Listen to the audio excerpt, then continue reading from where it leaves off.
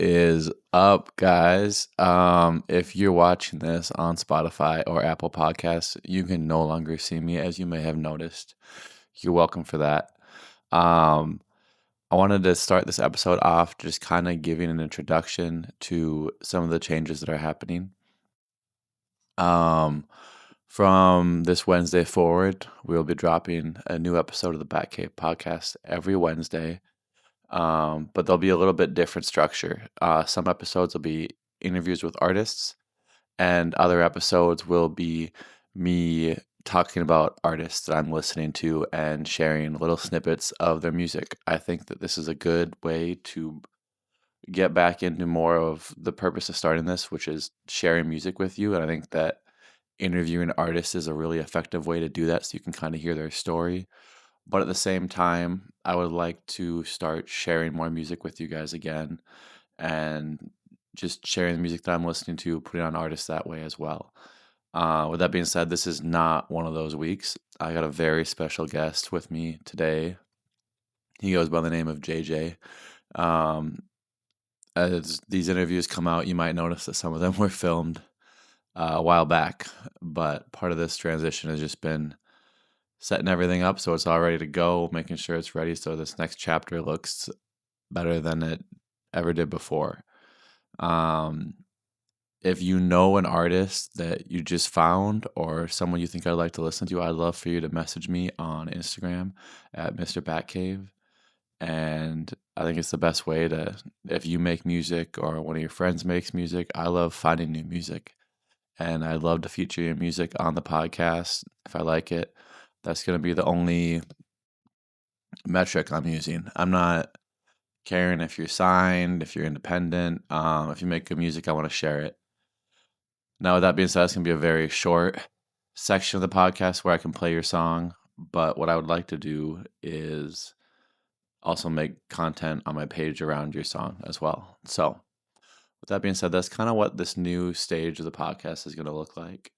I'm excited for you all to take it in. And if you enjoy the video version of my podcast, that can still be found over on YouTube. I'll still be posting clips on my Instagram, TikTok, all that stuff. So if you're more into the clips, more into the watching stuff, go on over to YouTube. But if you like the audio and you're on a drive and just want to listen to something, check out my interview here with JJ. And thanks for tuning in to the Batcave Podcast. I joined on the Batcave Podcast with a special guest out of Michigan, JayJ, ladies and gentlemen.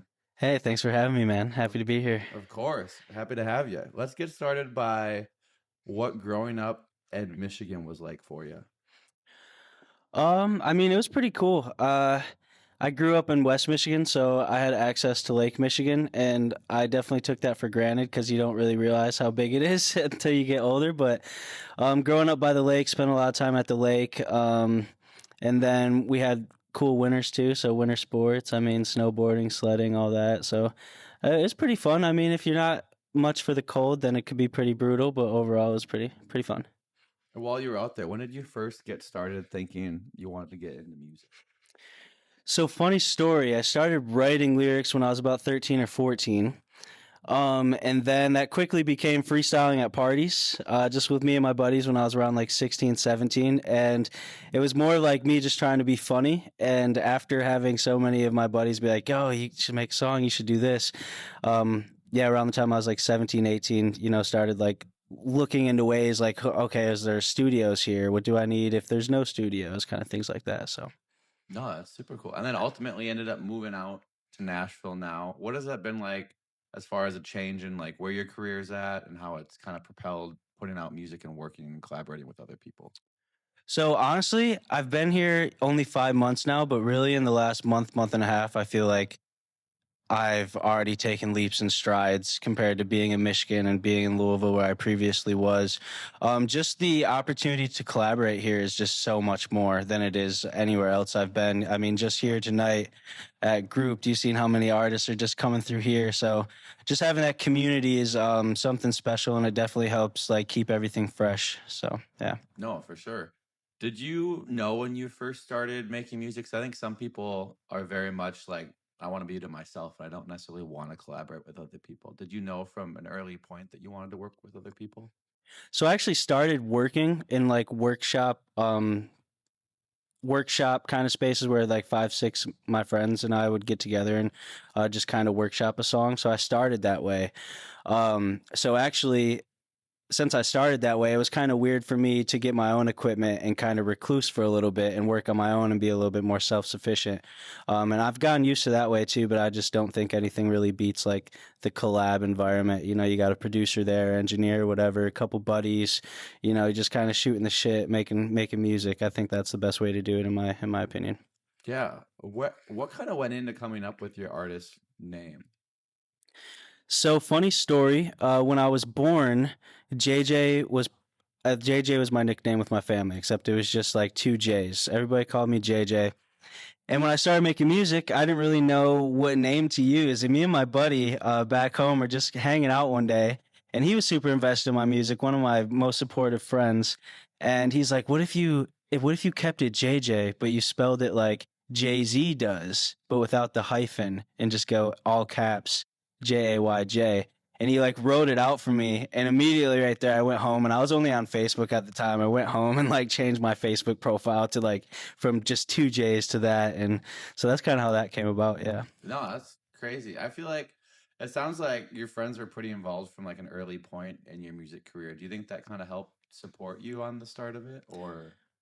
Most definitely. I mean, when I first got started and kind of got my footing, I did a string of shows back home, and just being able to like sell a bunch of tickets to friends and family and them all coming out and supporting me meant the world. And, you know, I'm watching these interviews. That was my thing growing up, watching these interviews of these rappers, and a lot of them had a common theme of like, oh, everyone around me hated on me and stuff like that. And I guess I'm blessed because I can never relate to that. And actually, all my friends around me were just like really supportive of it. And that definitely helped keep the belief alive for sure.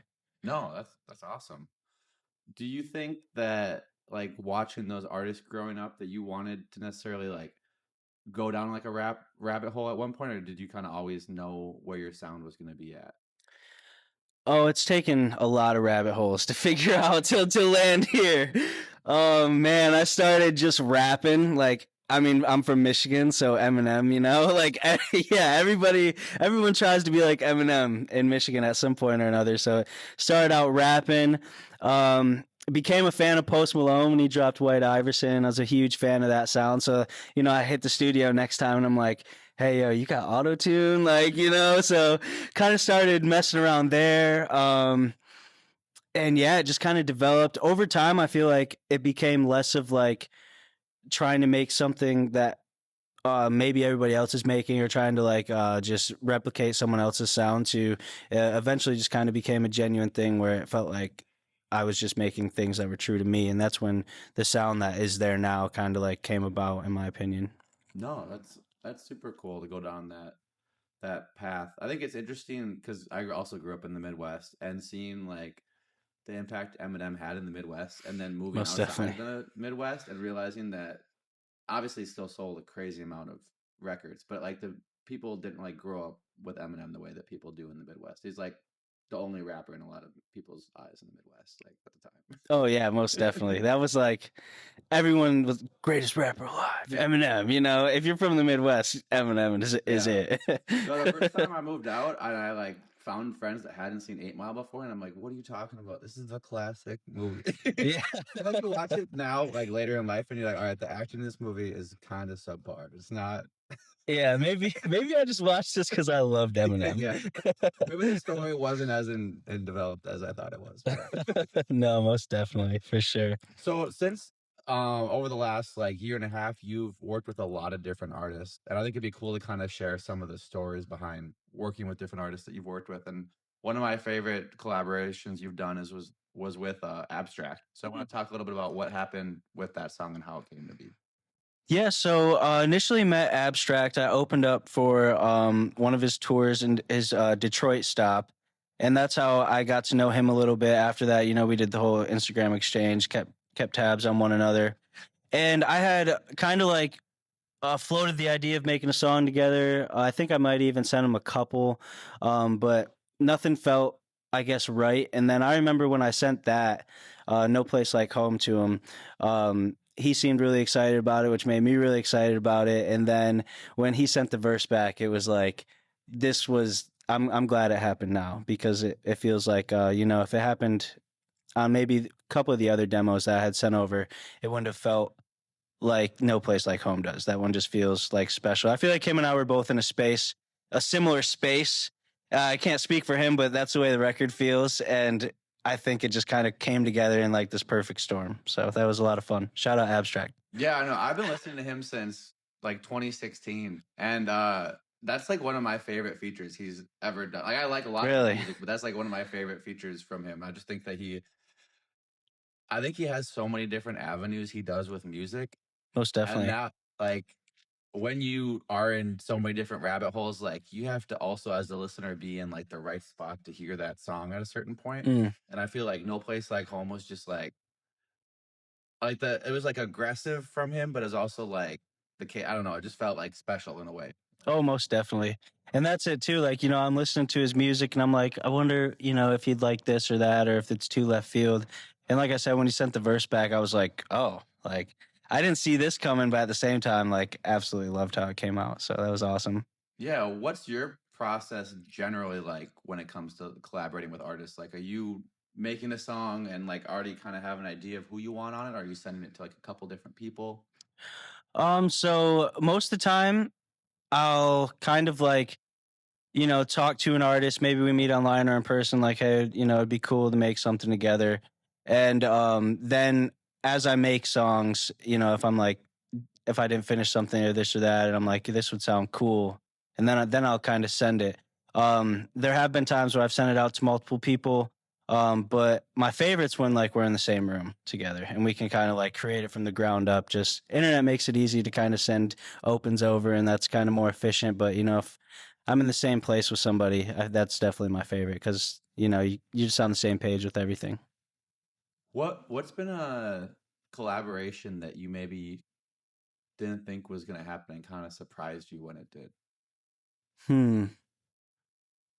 Honestly, I'd probably say East Nash with Jake Luke, because that was another scenario where him and I had spoken probably over the course of maybe a year or longer, like, floating around the idea of collabing, what it would look like, maybe sound like, whatever. And, floated a couple things his way. And then I remember when I sent East Nash, he liked it. And it's funny because that one actually started out where I wrote the whole thing. So it was obviously not his verse, but it went like, I sent it to him where it was like, hook, verse, hook, and the hook was me. And I sent it to him, and he liked it so much that he was like, "Do you mind if I sing the hook?" And then obviously he made it his own. But so yeah, that one I really didn't see coming. And it was cool that it played out the way it did, for sure. No, it's kind of funny too. When I moved out here, I'd probably been out here for a little bit and I knew the song you had with Adam Yoakum. I knew the song you had with Abstract. I'd listened to like a few other songs, but then that one I hadn't heard yet. And then I randomly found out. I was like, wait, do you live out here? And you were telling me earlier that you actually didn't live out here when you made that song, and at that point you did when I like reached out to you. But it's just kind of funny how that works out. I was like, wait, because I lived in East Nash, and I was like, oh, that's crazy. Yeah, it's funny too, because I came out here for a visit, and I believe it's Antioch, and it didn't go great. I came home like that's most Antioch stories. Yeah, well, it also happened. I scheduled the visit for like 5 o'clock, so Nashville traffic, and I was late, like because of traffic, by like an hour. And when I got there, the lady must have been having a bad day or whatever. She's like, "I can't fit you in. Like we're closing in like 30 minutes." So mind you, I'm from Louisville, so it's already about 2.5 hours plus the hour in traffic. So I'm like 3.5 hours, 4 hours into this trip one way, and I just get there, and you could tell she's not having a good day, and I'm just like, will you please at least like give me some information? Like I drove out here. I need something to take home to like, I'm thinking about moving, this, that, the other. And so I came home like distraught. And I remember I came home and it was like 11 midnight on like a weekday, and I stayed up on my laptop until I found a place to live, and I found where I live now in East Nash, and literally the next day made that song. Like I was like a man on a mission. I was like, this went so bad, I'm finding out where I'm gonna live tonight. Like stayed up to like 3 a.m. filling out. Yeah, crazy. But yeah, shout out her, otherwise that song wouldn't be a thing. So No, it's kind of funny. I think that happens a lot in life where sometimes you like kind of want something and then life almost says like maybe not, and then you almost like if you want it bad enough it kind of like questions you and you're like, well, if I it like makes you realize in some ways that you want something more, even maybe more than you thought you did. And most definitely, yeah, I totally agree with that. Yeah, that was what it was. It was like, because I kind of had like my hat hung there. I was like, oh, this is where I'm going to stay. And it's so bad that I was like, I'm going to bed until I have a lease signed. no, and like honestly, like I mean, there's areas in East Nash you don't want to stay in, but I feel like for your well-being, it was probably better that you didn't stay in Antioch and ended up staying. Now that I've met more people and heard the stories, yeah, I couldn't agree more. And you've traveled quite a bit. What's something you've kind of learned from traveling? Just because I know it's, especially if you're traveling in that way, it's hard to know what's the right area to stay in. I feel like it's a feeling. That's kind of how I operate with anything from music to songwriting to friends I keep around to where I live. It's just a feeling. When things feel to me not forced and organic is when I think, it's the right decision to go with that feeling, I guess. So yeah, when I came out, because living in Louisville, I loved Louisville and I had buddies out there that I was working with, and it was a great place to develop. But being a hop and a skip away from Nashville, we're visiting here, and anytime I came here, I would just go back to Louisville. Like, man, I wish I didn't have to leave, and that's when I knew, like, yeah, the next step is gonna be Nashville. So yeah. What's the situation? This is a good question, I think, actually. What's the situation where like something big or positive happened, but then you had like a technical difficulty that derailed it a little bit? Oh, let me think. Probably. So I got an opportunity to perform at one of the biggest venues in Louisville, and I can't say anything went terribly wrong, but as an artist, so I'll explain. So, headliners venue, one historical venue in Louisville, got a chance to perform there, and so going in, I'm thinking like, oh, there's going to be a sound check, there's going to be everything, and then kind of going in there, it didn't. It was just kind of like cut and dry, like, okay, here's your set time, here's this. And, I showed up early to do sound check and stuff like that. And there was really none of that. So even though like the venue was great and I was like super blessed, to have the opportunity, it felt no different than, I guess, performing at like a coffee shop, because, they're not checking your in ears, they're not leveling you out before the show or anything. So like the whole time I'm performing, I'm just like in the back of my mind, I'm like, I hope like this is going well. Like, and the lights were really bright, so I couldn't see like people in the front row or anything. So I'm just like, I guess this is great, hopefully. So, but yeah, probably that. What's it like performing in different venues? I think of, 'cause I don't have any experience necessarily with performing, but I think of like sports and like playing at home versus playing an away game. And I feel like when you're an artist, you're kind of always most of the time playing an away game where you're at a venue that you're not really comfortable in. You don't really know what the stage is going to feel like, what the presence is going to feel like with the people. How do you quickly adjust when performing and get comfortable as quickly as you can? For me, it's really just falling back into the music. Nerves are always going before a show, but as soon as you step on that stage, it's like nothing else really matters. And just letting yourself, because if you're up there all tight and thinking about it, people are going to be able to tell. So it's like all you can really do is just be yourself and do whatever. Like, again, what feels naturally, like, and that's kind of where I fall back on. And then obviously, I think it's like important to like, especially if you're traveling, to always go with like a support group, people you trust, people that got your back, that are familiar with what you do. Just because when you do have those moments of doubt, which I think are inevitable at times, it's like, it's good to have people in your corner and be like, nah, dude, you're good. This is going to be awesome, So, yeah. Yeah, you mentioned having a support group, and actually how we met was kind of through the artist community and the live streams they do on Tuesdays. What has being a part of that experience been like for you?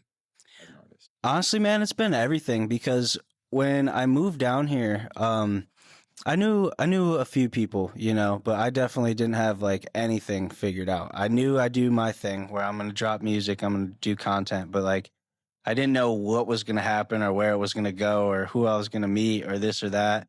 And honestly, shout out jgriff after doing Midwest with him and kind of collabing. He kind of put me on to the community, and really, it's been nice because it's like not only is it like awesome to meet people and like things like that, but it's also just like everybody here is so genuine and just so like down to earth and easy to talk to, and it doesn't feel like there's egos. And so moving to a place where I didn't know a ton of people and almost accidentally falling into this community of all communities, it's like just a blessing because there's probably other communities out there, but you never know.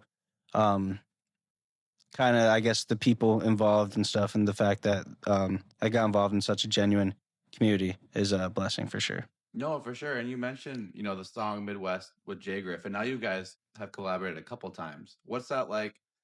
Kind of just off of like a first interaction, like making a song versus now when you guys have worked together a little bit.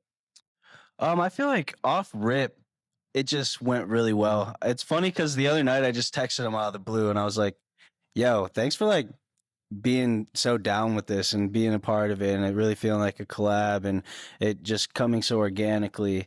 I was just like, yeah, thanks, just randomly. And but yeah, so everything's felt really organic.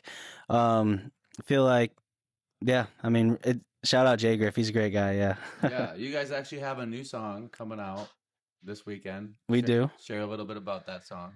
Yep. So we have Bounce Back. I don't know when this is dropping, but yeah, we have Bounce Back dropping this Halloween, which is this Friday. Might be out by the time you guys are watching this. And I'm excited for it because it's kind of a redemption song. It sounds happy, it's bouncy, there's a little bit of flow to it, but at its core, it's really a redemption song, just bouncing back no matter like what happens. You're going to be okay. So I'm excited for it. Yeah, what has that meant to you in your life as far as like bouncing back? Like, what's the time where maybe you were in a situation you didn't think was going to be easy to bounce back from? So funny story. In 2018, from those string of hometown shows, me and my buddy, July, shout out him, we got signed to Project Pat, off a show that we opened up for him, and we were working with really great directors, and we were making this project and everything like that, and everything was going great, but after kind of the dust settled and we filmed the music videos, we made the trips, we recorded the music, we kind of realized like we weren't being genuine. We weren't making music that was genuinely us. We were like in awe by the moment. And we kind of like just talked to the management group and we're like, we might have to like split ways and do our own thing because we didn't come into it a duo, but they wanted to sign us as a duo. So um after that it was like, man, it felt like we had the world in our hands, like, oh, starstruck and doing the trips and this and that. And then just having that kind of fall apart, it kind of felt like, where do we go from here? And fortunately, we didn't stop, and, things are where they are now. But yeah, that was definitely a time that was hard. It was like, man, I feel like at the time, I felt like if I couldn't do it in that scenario, how will I ever make this happen? And so that was tough to get over, a big ego death for sure, but, kept pushing and we're here. And what was kind of a silver lining after that where you felt like maybe, or I guess maybe like reaffirmed your idea that it was like the right decision to walk away from that down the road? It probably didn't happen for a couple years when I finally caught my stride with my solo stuff back in like the SoundCloud days and stuff. And, no money on promotion. We weren't doing any videos for the music, just putting the music out on SoundCloud and, ended up garnering a little bit of a community. And once that started happening, I was like, okay, this must have been the right decision because I'm making music that's me. I'm not doing anything that are against my morals or standards or whatever. Not doing pay to play stuff, and people are still coming to it, and so that made it feel right. Yeah, for people who don't know that are listening, kind of explain pay to play and how that works and how that can affect your career. maybe in a negative and also in a positive way?